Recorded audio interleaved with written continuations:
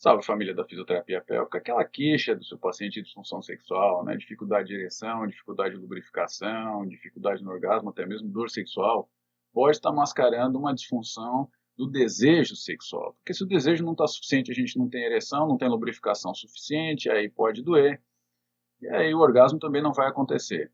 Agora, a disfunção do desejo, ela tem várias causas, e uma delas muito importante é a disfunção do desejo causada por problemas hormonais. Só que a disfunção hormonal o fisioterapeuta não trata. Então, como que a gente vai saber que o problema da paciente que está ali, às vezes relatando uma disfunção de orgasmo, né, ou um problema de ereção, é na verdade uma disfunção hormonal, porque esse paciente não é para fisioterapia, a gente tem que encaminhar para o médico. Pois são esses testes de função hormonal justamente o tema da nossa aula relâmpago de hoje. Vem com a gente!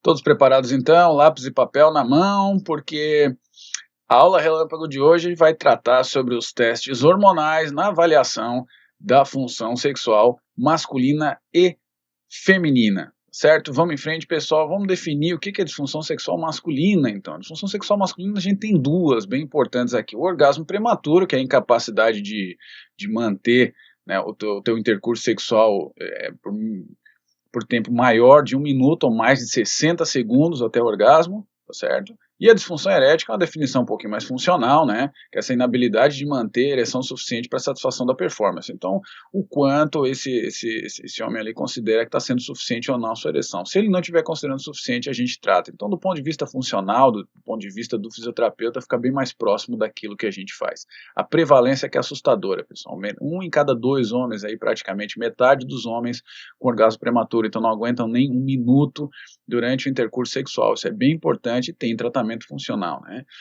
E a disfunção erétil é a mesma coisa também, quase metade dos homens aí com disfunção erétil. Aqui, maioria jovens, tá certo? E aqui tem de todas as idades, esses 40%, mas quanto mais vai avançando no extrato etário, quanto mais velhos vão ficando esses homens, maior o risco de ter uma disfunção erétil, por problemas principalmente físicos, tá? Já as mulheres, a gente já reconhece hoje 6 domínios, tá, de disfunção sexual. Então, a gente avalia a disfunção do desejo, tá certo? Que é a vontade, e a excitação, que é o teu corpo respondendo, literalmente o teu corpo respondendo ao desejo. Corpo e mente, mas a gente como fisioterapeuta vai olhar especificamente para essa parte corporal, da qual a lubrificação faz parte, é um domínio físico também. Então tu tem vontade, o teu corpo responde para essa vontade funcionar, para chegar lá no orgasmo e na satisfação em geral, que são duas coisas em separado, né? Às vezes tu tem atos sexuais que são extremamente satisfatórios sem orgasmo, né? Tem gente que tem orgasmo, mas não tem graça. Então, satisfação é o que importa, é graça. A gente faz sexo para ser bom, né?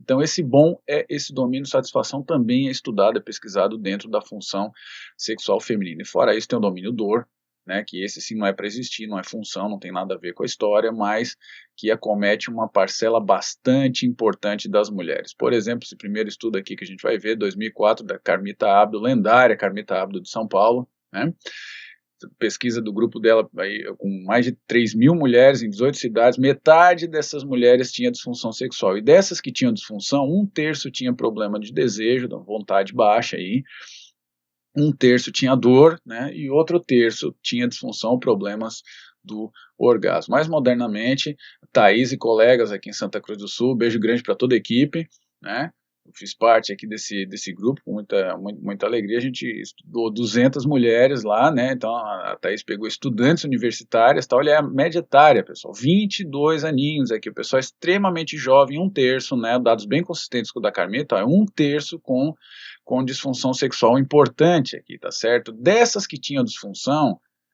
60% com disfunção do desejo, 50% com disfunção da excitação, 70% com disfunção da lubrificação, então esse aqui é o domínio físico, né? 10% com disfunção do orgasmo. Pô, por que deu tão pouquinho?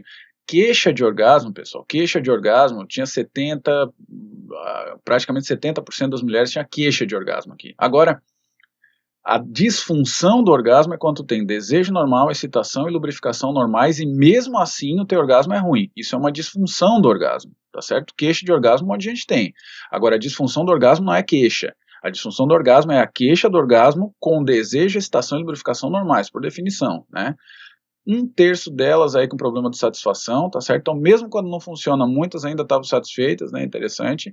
E 60% com dor, tá? Outra pesquisa que a gente fez, publicada esse ano também aí, com 504 mulheres, uma faixa etária um pouquinho maior, ainda dos 44, 45 anos de idade, certo? População em geral, não é grupo de risco de nada, população em geral, pesquisa feita na internet aí, então faixa etária por volta dos 30 anos, tá certo? Um pouquinho mais de 30, e de todo mundo, não só de quem tinha problema, de todas as mulheres, 30% tinha disfunção do desejo, certo?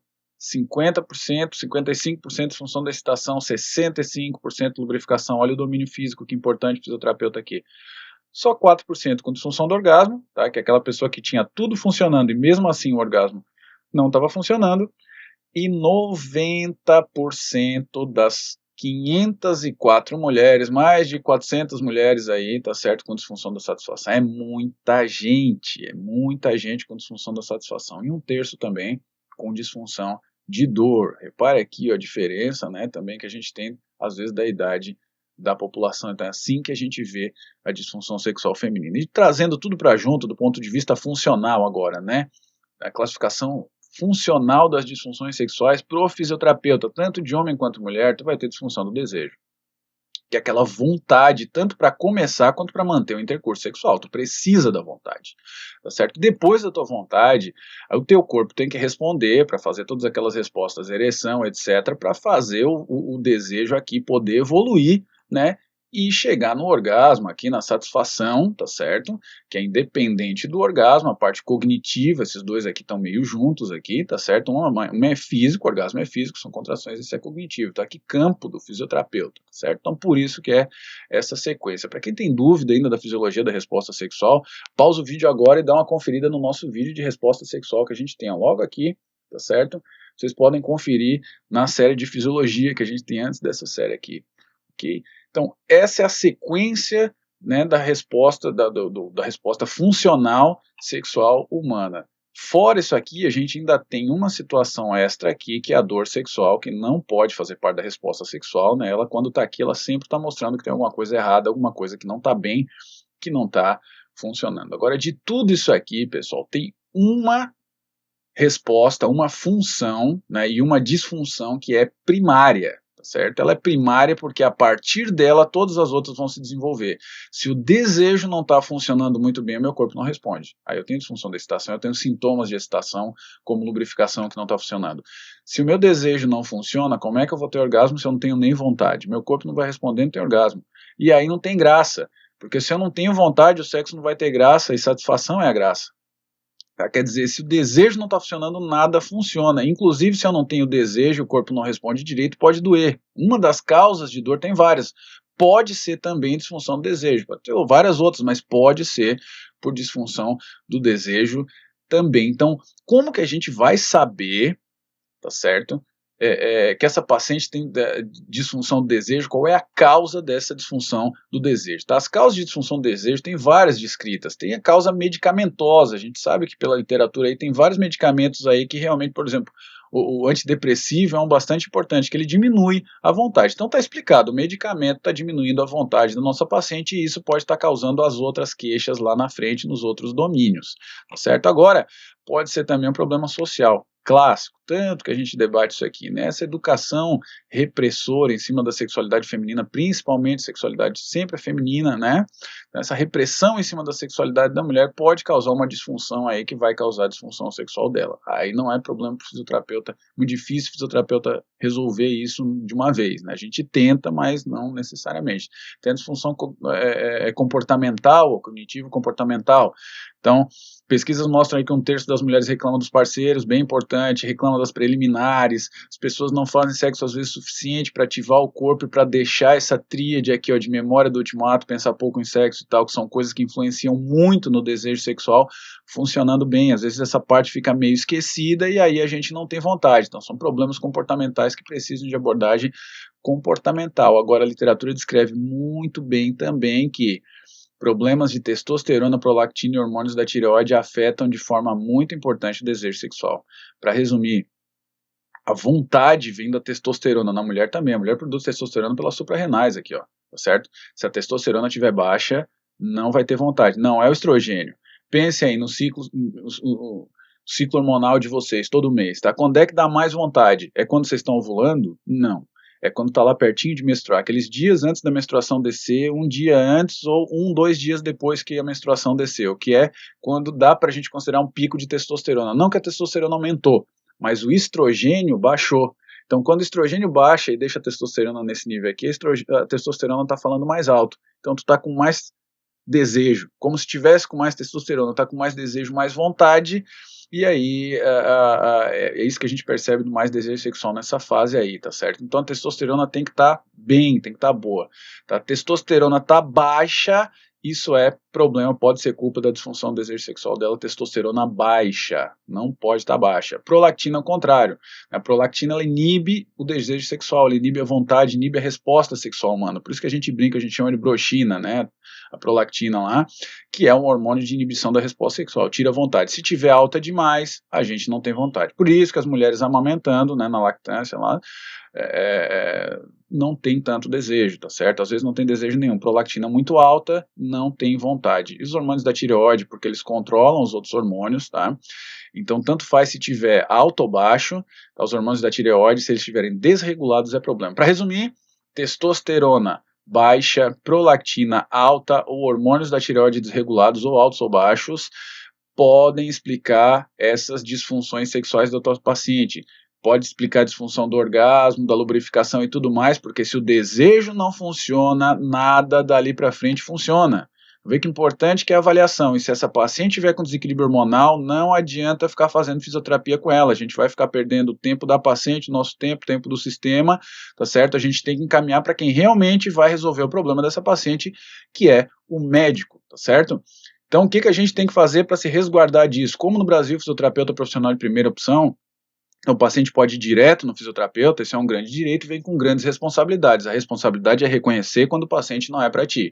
Se a gente pede o exame de sangue simples, então, todo profissional de nível superior pode pedir exame laboratorial, exame de sangue, tá certo? A gente vai pedir a testosterona livre, prolactina e os hormônios da tireoide, T3, T4, TSH, pode ser aqui, nos hormônios da tireoide. Vai pedir esses testes hormonais e qualquer criança de 6 anos consegue ler um teste hormonal, tá? Do lado esquerdo aqui vai estar a leitura, do lado direito vão estar os parâmetros normais de acordo com a literatura que o laboratório ali vai usar como vigente, tá certo?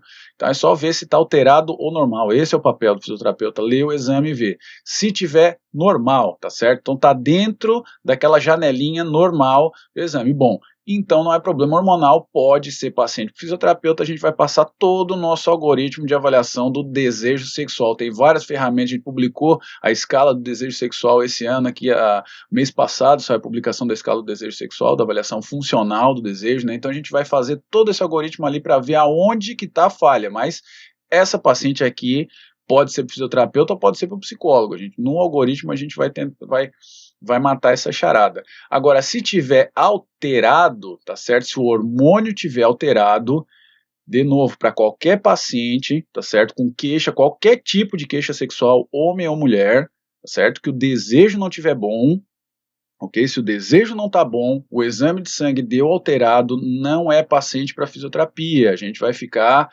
lavando carvão, enxugando gelo, não vai sair do lugar, tá certo? Esse paciente não é para gente, esse paciente tem que ser encaminhado para o médico endocrinologista de preferência, tá certo? Que é o médico que vai levantar toda essa questão hormonal, aí vai fazer toda uma avaliação super detalhada para saber que problema que está acontecendo para esses hormônios dessa pessoa estarem alterados. É assim que funciona o tratamento multiprofissional, tá certo? É a entrada do sistema, né? A entrada do sistema de saúde, ela vai por todos os profissionais, o SUS, ele funciona assim, qualquer profissional pode ser entrada, e dali para frente a gente vai colocando cada profissional fazendo a sua parte para o paciente no final ter o tratamento adequado, o melhor tratamento possível, isso é melhor para todo mundo, tá certo?